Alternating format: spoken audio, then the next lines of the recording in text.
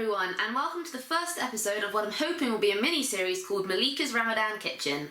Now, as you can see from the title, this episode I'm cooking chicken Parmigiana with a twist. However, the twist is it's not really chicken Parmigiana, it's just chicken in a tomato sauce and it's grilled and there's mozzarella involved.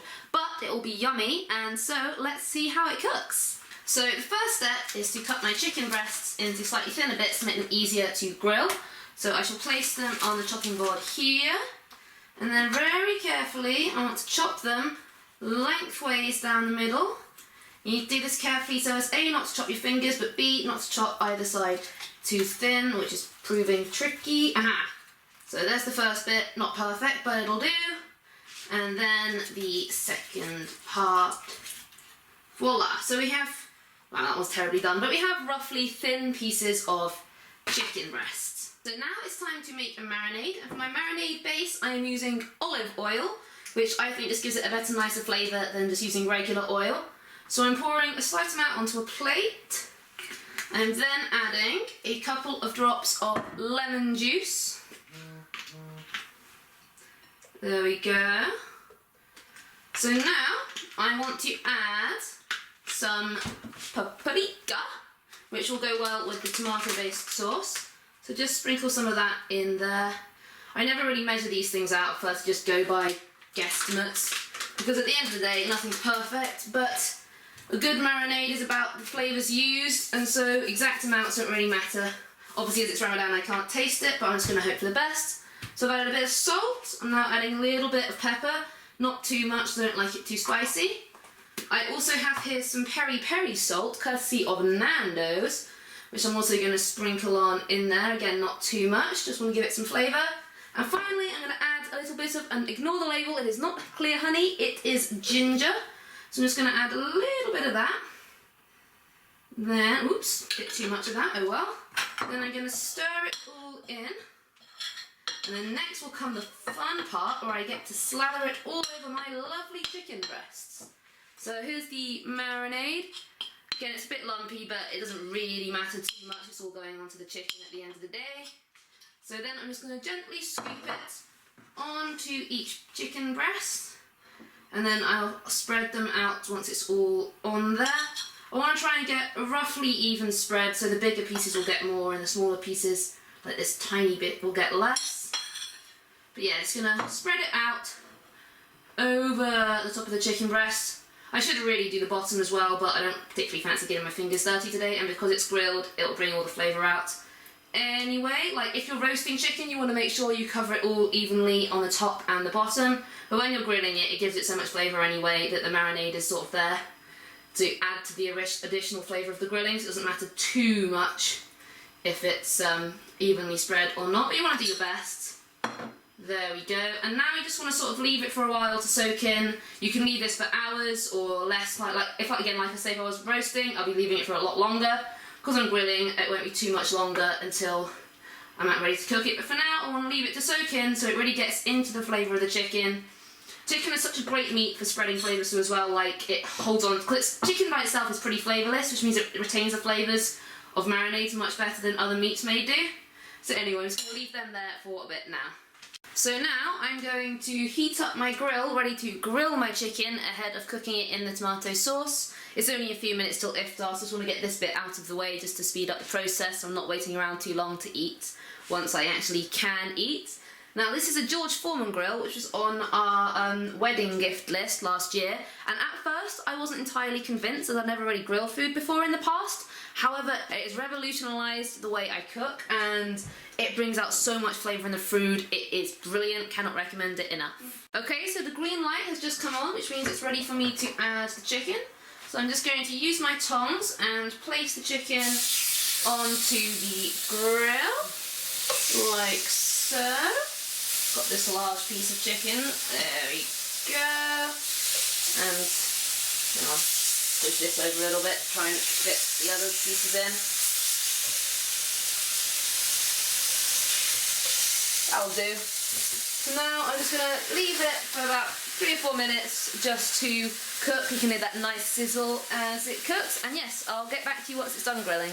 So once I'm done, I'm going to take them out of there and place them back onto this chopping board just for convenience. Usually I'd want to keep cooked chicken away from any raw chicken juices, however as I'm cooking again it won't matter, and like I say, because I'm cooking again it doesn't actually need to cook all the way through, so I don't have to grill it for as long as I would if it was just going to be grilled chicken. So it's looking pretty much done. I'll give it a few more seconds, but yes, I'm going to be cooking it again in the tomatoey creamy sauce, so it doesn't matter too much if it's slightly undercooked, it's going to get cooked again properly anyway. So let's turn this off at the power and get these bad boys out.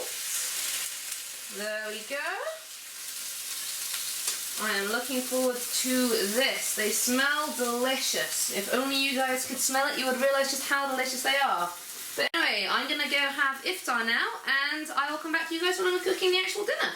So now what I want to do, I want to finely chop 3 garlic cloves. So to prepare them, I cut off the top, the bottom, and then I peel them around the edge. You can do that assisted with a knife or with your fingers, whichever works out easiest. So you want to do that for all 3 of them. And then for the next step, you can use the garlic press, but give that a rinse. You can use a garlic press, but I prefer to do it by hand because it just means less wastage. Here you go, last one.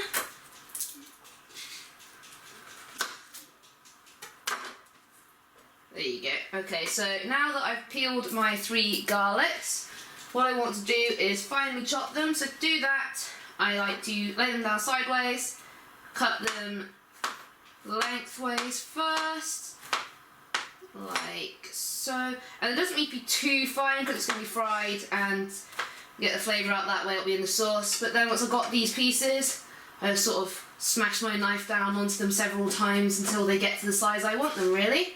And I'm going to do that for all 3 bits of garlic until they're finely chopped, ready to be fried and put into the sauce.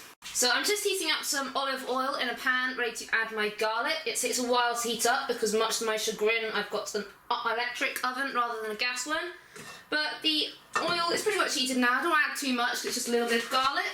Okay, so now I'm going to add the garlic into the olive oil. There we go. I'm just going to let that fry until the garlic is nicely browned. Okay, so my garlic is nicely browned now. You can have a nice sizzle to it, which means it's cooked through nicely. So now I'm going to add some passata. This particular passata is made with onions and garlic as well to give it some extra flavour. I don't want to add too much. Probably about half, just over half the packet. There we go. Oops, there we go. So I'm going to stir that in with the garlic. I'm also going to turn down the heat ever so slightly. And then I'm also going to add some creme fraiche to give the sauce a nice creamy feel. I'm just going to scoop that out with the spoon. So there we go, there is our creme fraiche into the sauce. And then what I want to do is I want to break it up slightly because creme fraiche is quite thick. And then I'm going to stir it in to the passata. Got lovely creme fraîche fingers. So I'm just going to stir that in nice and gently because I don't want to splash it. So now that is nicely stirred in, it's a good colour, I'm going to add the bits of chicken to it. So I'm just going to place them into the sauce. There we go. So the chicken is now nicely coated in the sauce. And then what I'm going to do is I'm going to add some mozzarella on top of the chicken. So now I'm adding the mozzarella on top of the chicken just to cook it through nicely and melt it onto there a little bit. So I've pre-sliced the mozzarella so that it will fit onto the chicken nice and nicely. Cut it quite thin as well so it'll allow it time to melt. And now that it's onto the chicken, it's just a matter of waiting for the mozzarella to melt so the chicken will be ready to be served. So now that I've given a couple of moments for the chicken to be in the sauce nicely, I'm going to heat the mozzarella and melt it under the grill. So I'm very carefully going to place it in here. And I've got the grill turned up quite high, not quite to full heat, but just high enough that it's going to melt the mozzarella relatively quickly. And in a few minutes I'll take it out and hopefully the mozzarella will be cooked through. So while I'm waiting for the mozzarella to melt, I will show you the sides. Pita bread. And the reasons for this are twofold. The dinner's got enough flavour in itself, you don't want a side that's going to overshadow it. So pita bread's got a nice soft texture to it, will go well with the sauce, and it has a lot of unique flavour to it. And the second reason is because I didn't really think ahead in terms of having a side, so I just had to look in the cupboards and see what was there, and pitta seemed like a suitable thing to have. So yeah, but let's go with the first reason, that shows some level of logic, not the I couldn't think of a side, so let's see what I've got in the cupboard version. So dinner's now ready to come out of the grill. The mozzarella's melty and slightly browned on top, as you can see. And now I'm just going to dish it up and serve it with the pita bread.